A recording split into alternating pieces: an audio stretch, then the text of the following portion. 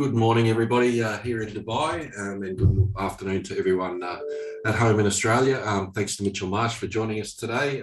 As always, guys, if you have a question for Mitchell, please raise your hand and we'll come to you in order of those who raise their hand. So we'll get underway. We'll start off with Rob Waters. I think you're on mute, Rob.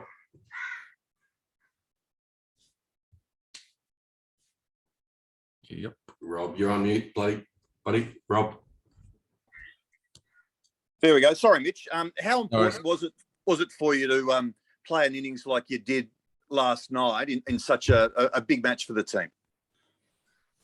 Yeah, it's obviously just important to get us over the line and make sure we had a really good chance of making the semi-finals. So yeah, loved having that partnership with Davey Warner, and nice to get the boys over the line. And just one more. You seem more comfortable out there at that level. Is that how it feels?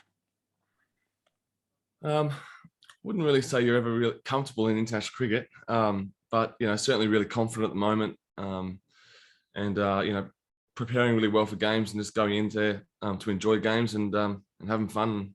Hopefully that's what it looks like. Mel.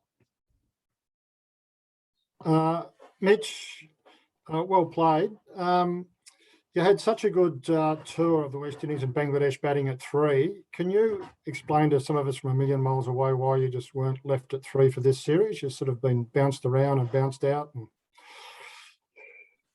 Yeah, look, I batted 3 in the first game, and obviously the last game. We've spoken about at times, depending on matchups, if we get outside the power play and there's a lot of spin to be bowled, it makes a lot of sense to send Glenn Maxwell in. He's such a good player of spin. So, yeah, we've said we've got to be really fluid to win this tournament and flexible, and that's what we are. But, yeah, obviously I'm listed at 3 always. So if you had a preference, where would you like to bat? To be honest, I don't really have a preference. I just go out there, I get a clear role before the game. At times that changes, but like I said, we've all taken that on board. And yeah, love the role that I've got at the moment, and that's what I try and go out there and do. Thanks. Andrew McGlashan. Thanks, Cole. Hey, Mitch. You bowled for the first time in the Super 12s the other night. Has it just been something where you've sort of been ready to go at a moment's notice with the ball if Aaron calls on you, or were you aware you were going to be bowling that night? Yeah, I think it's just being prepared to bowl at any stage. Obviously, with the format of the team, 7 and 4, we've got myself, Marcus Stoynes, and Maxi to get 4 overs out of. So all of us are there championing the bit to get a bowl, but yeah, we all play our role.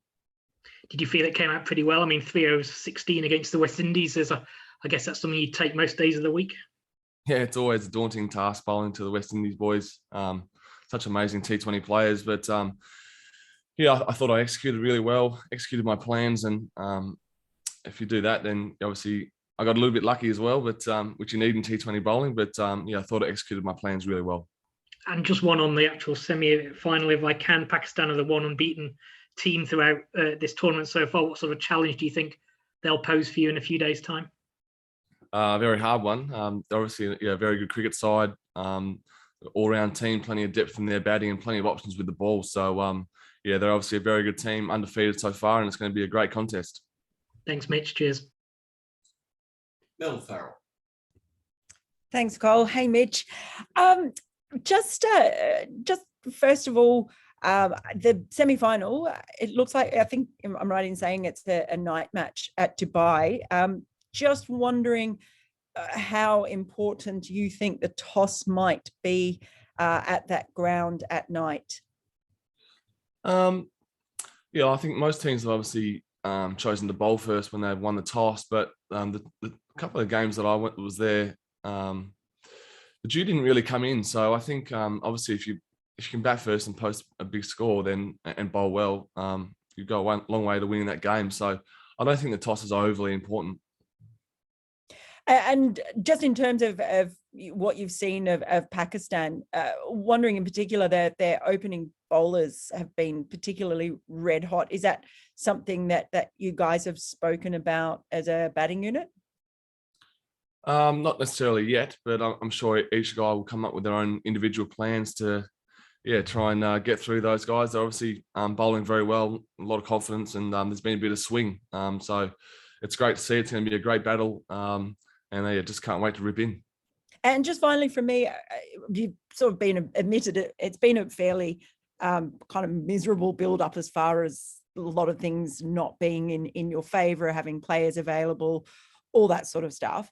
And it was maybe a fairly scrappy win against South Africa. Then you had the loss against England. But how do you feel you're going as a side peaking? Do you feel like you're starting to peak at the right time? And how far away do you think you are from playing, your best game? Hopefully 2 games away from playing our best game. But yeah, I think as a team, we've just come over here, we've gelled really well together. And I think that's really important throughout a World Cup. There's good vibes in this team right now. And we've obviously gained a bit of momentum now going to the semi-finals, and that's what you need. So hopefully that can continue for us. Thanks. Rob Forsyth. G'day, Mitch.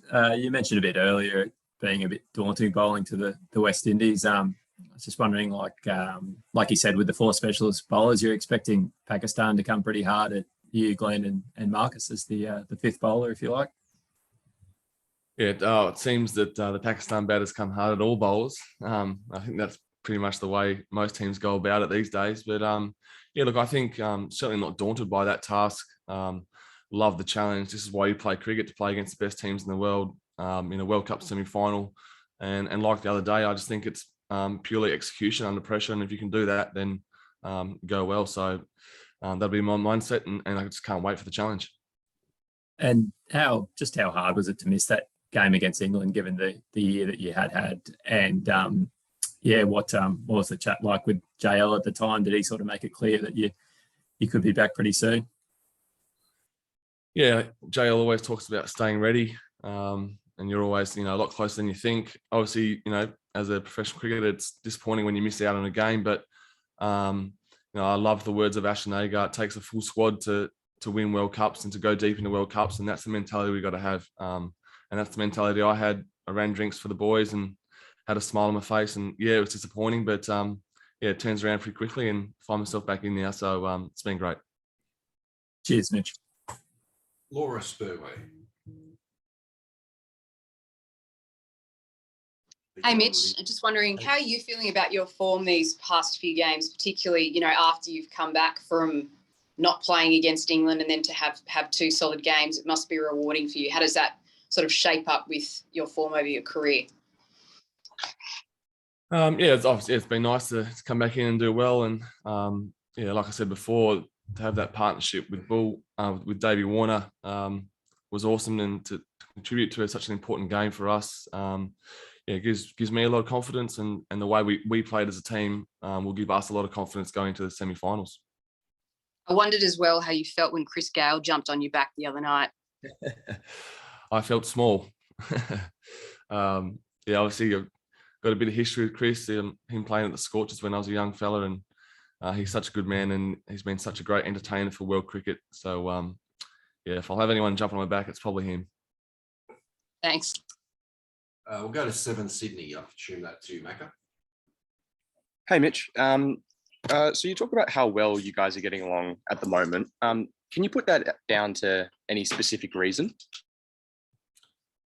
I think not necessarily. I mean, this squad that we've got now, we actually haven't really played too much together before this because of schedules and test match cricket and guys resting here and there. So, but the majority of this group have played so much cricket together over the last sort of 5 years that we're all close mates, and we get over here in the bubbles. There's not a great deal to do, so you find yourself spending a lot of time with your mates, and we're all having a lot of fun over here. And I guess that mentality off the field comes out on the field, and hopefully you guys can see that, playing with a smile on our face and being nice and calm and just enjoying it. So it's been a lot of fun so far. And obviously over this year, there's been a little bit of talk in the media of, kind of rumblings within the team. I'm guessing that's changed, since getting into the UAE, and is that just because it's been, a changed team and there's more familiar faces around at the moment? Yeah, I think just the leaders we have in this group, all the guys have played a lot of cricket together, like I said, and when all that comes together, it's been a lot of fun. Has Justin contributed to that much since you've been over there in the UAE? Yeah, JL's been fantastic this trip. Created a really good vibe amongst the lads, and it's been a lot of fun. Thanks, Mitch. Andrew McGlashan. Thanks, Mitch. Slightly left field one, if I can, but Australia and Pakistan met in this tournament 11 years ago in a semi-final, famous one where Mike Hussey finished it spectacularly. Do you have any memories of watching that game, sort of thing, and anything come back into your head from how Mike finished that game? Yeah, the big slog sweep for 6 to win the game. Remember that very clearly. What a man Mike Hussey is, and it's a great memory in Australian cricket. Hopefully this year we can go one better. Thanks, mate. Back to Mel. Mel. Mitch, just wanted to ask you about the excitement of actually playing in finals in a World Cup. I mean, it was sort of a very much touch and go there around run rate and being beaten by England. Sort of put a bit of a spanner in the works. What was it like in the build up those last 2 games, and then finding out that you've actually got through? Yeah, it was. We all watched South Africa versus England the other night.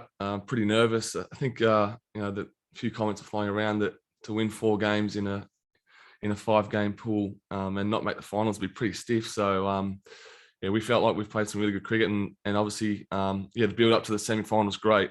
Playing in a World Cup, any World Cup match is amazing. Now we're at the business end, it's going to be even more fun, and this is why we play. So bring it on. Thank you. Josh. Hey, Mitch.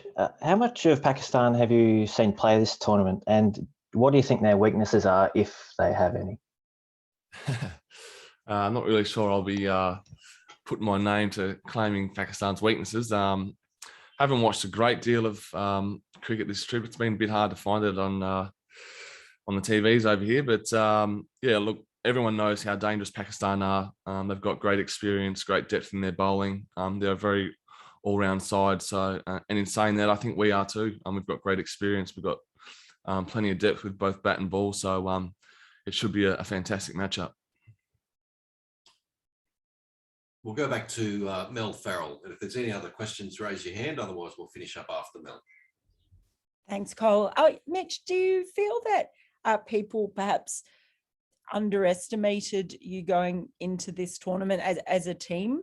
They were, and maybe didn't expect you to get to the finals. And I just wonder sort of if you feel like you've overperformed, or if maybe people just had lower expectations than they should have had.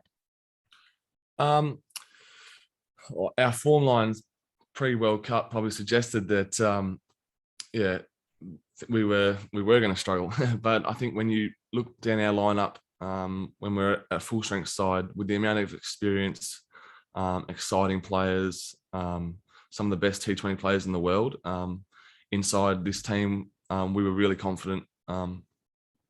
There's obviously a lot of dangerous teams in T20 cricket, but we were confident, and now we're in the finals. Anything can happen. And obviously, the other teams that are in incredible form at the moment, particularly, I guess, when you look at Pakistan and England. Do you feel that like one great performance on any day can really change something in this format when it comes to the finals? And you're looking to be that person? Yeah, look, I hope all 11 of us that take the field have that mentality. Only 1 or 2 of us need to be man of the match and perform, and we can win a World Cup semi-final. So we've seen so many games over the short history of T20 cricket that whoever turns up on the day, anyone can beat anyone. So that's what's going to be really exciting about these finals, and there's 4 amazing teams in there. Thanks a lot. Thanks, guys. Mel, and thanks everyone for coming along this afternoon, your time, this morning, our time. We'll catch up with you guys the next time. Thank you. Thanks, guys. Cole. Thank you, Mitch. Cheers, Cole. Thanks, Mitch. Good luck.